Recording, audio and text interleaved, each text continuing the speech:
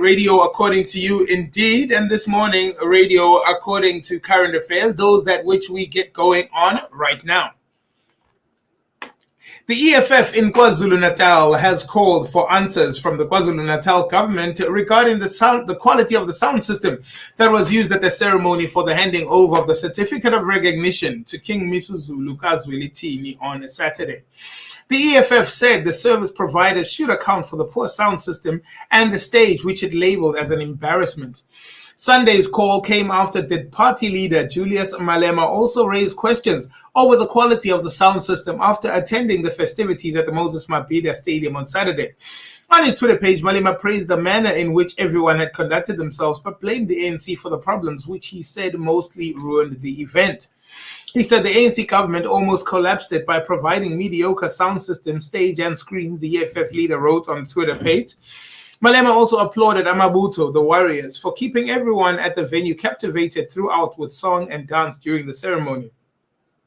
On Sunday, the newly elected EFF KZN leader Mongezi Twala revealed that they had written to the KZN Premier Nomusa Dube-Ncube demanding answers on the poor sound system. Some of the questions the EFF asked, including the name of the company that organized the coronation and the amount spent on the stage, the names of the service providers for the sound system and the stage. Twala warned that they would raise the matter at any available platform because they wanted the government to account over the event. According to the EFF, the poor sound quality meant that people did not hear the important message the king delivered to his subjects after receiving the certificate of recognition. Robbers opened fire on a group of street vendors selling chicken feet, killing 7 people in South Africa's largest city, Johannesburg.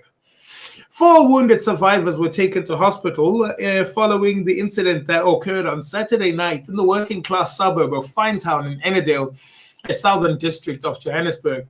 Police spokeswoman Brenda Muridili said they had information that 4 suspects tried to rob the street vendors selling chicken feet. But the vendors who sell the popular food enjoyed by many South Africans allegedly resisted, hurling stones at the thieves and damaging their cars. The robbers returned on foot and shot at the vendors and bystanders, leaving 11 people shot. South Africa has one of the highest murder rates. The country recorded almost 70 murders a day in the first half of 2022. Police say Friday, up to 16% from last year. Excuse me.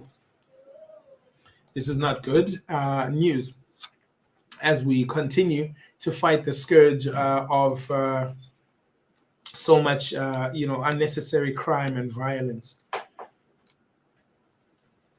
In a sad moment, radio personality Jeremy Mansfield has lost his battle against liver cancer.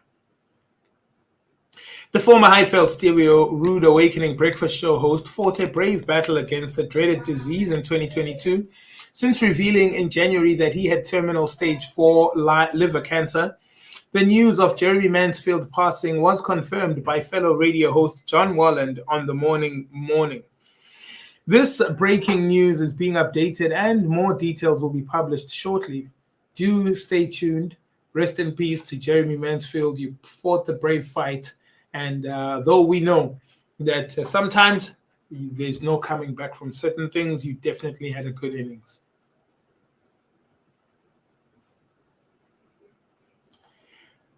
Some felt their hopes of making a quick buck were dashed by the poor support from the public, while others felt provision-free food inside the perimeters of the stadium limited their opportunities.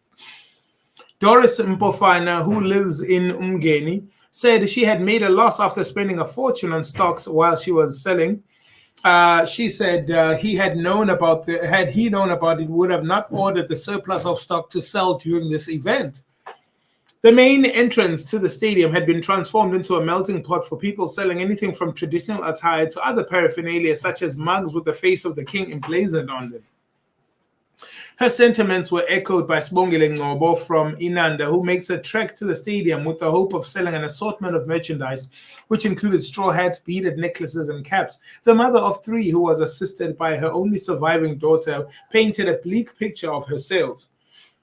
The biggest problem with me is that most people just did not look twice when they came past my stall. I don't know what it may have been the problem, but I suspect it was because there were too many of us there who were trying to get a piece of the pie. Marion Hill artist Bheki Zulu, who had also painted an AI one-size portrait of the Zulu monarch, said while he had not done a roaring trade, he hoped his presence would have positive spin-offs for the future. He says, I managed to solidify my business through getting my name out there. I have no doubt that people would phone me with requests for these photographs and whatever paintings they desire. Brian Ncube, who hails from Newcastle area, was selling hats and t-shirts. He said while business had been erratic in the morning, it was worth his while. He said, I'm trying to make things work for my family, so I need to send my children to school.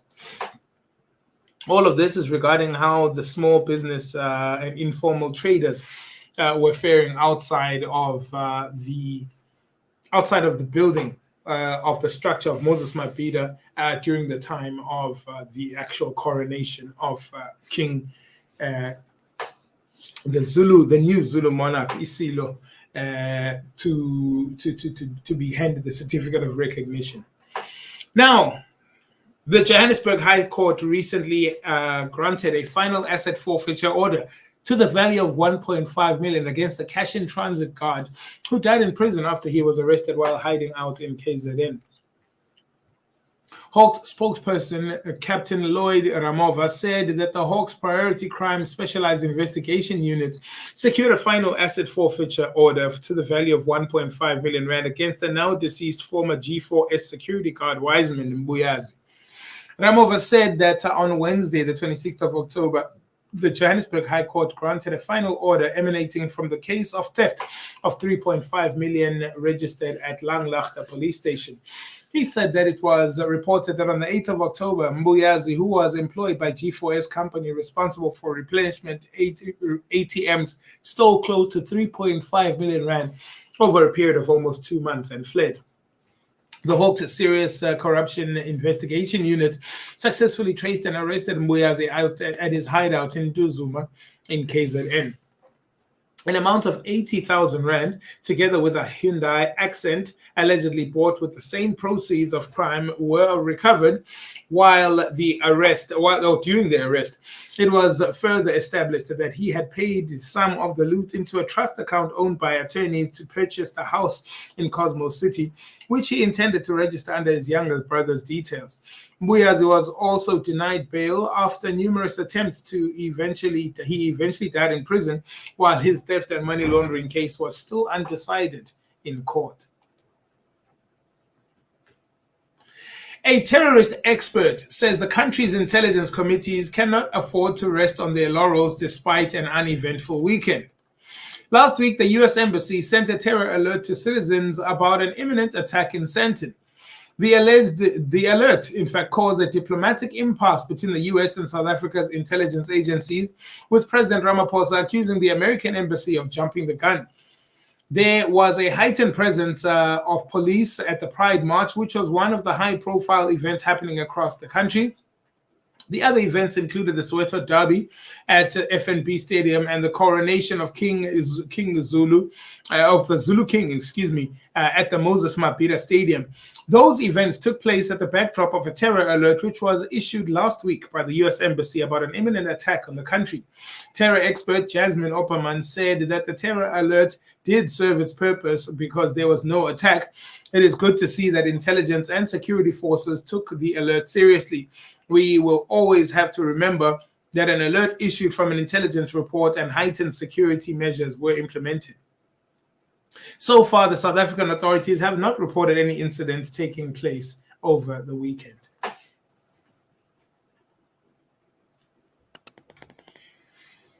There is one thing the Durban Chamber of Commerce and Industry and other agricultural organizations agree on, is that if Tongaat Hewlett's business rescue fails, it will have dire consequences for South Africa.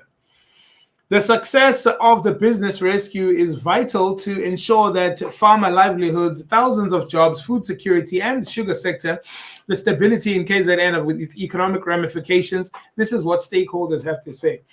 If Tongaat Hewlett's business rescue failed, the sugar master plan could be derailed. South Africa could experience an influx of imports, leading to an estimated 700,000 jobs being lost, thereby making the local market less competitive. The Durban Chamber of Commerce and the Industry, which represents about 3,000 businesses, said on Friday.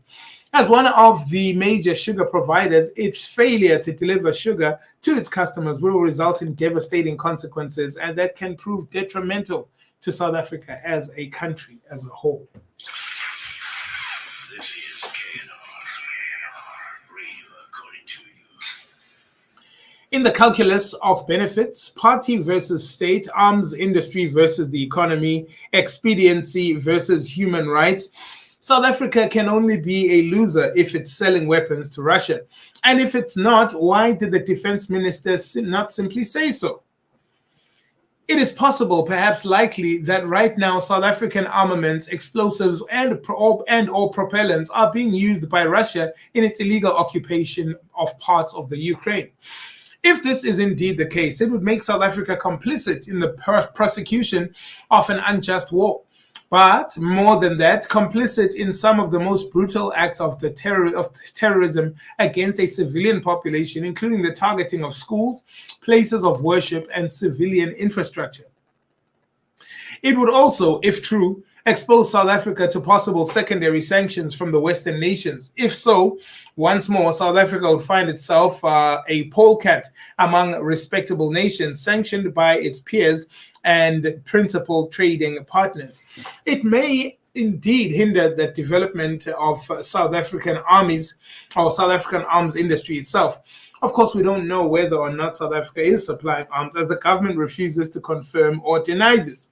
But the response of the defense minister, Thandi Modise, to a written request by the DA leader, John Steenhuisen, is revealing of somewhat bewildering. The question was whether Armaments Corporation of South Africa sells arms and ammunition, propellant powders, and or explosives to the Russian Federation. If not, what was the position in this regard? And if so, what are the relevant details?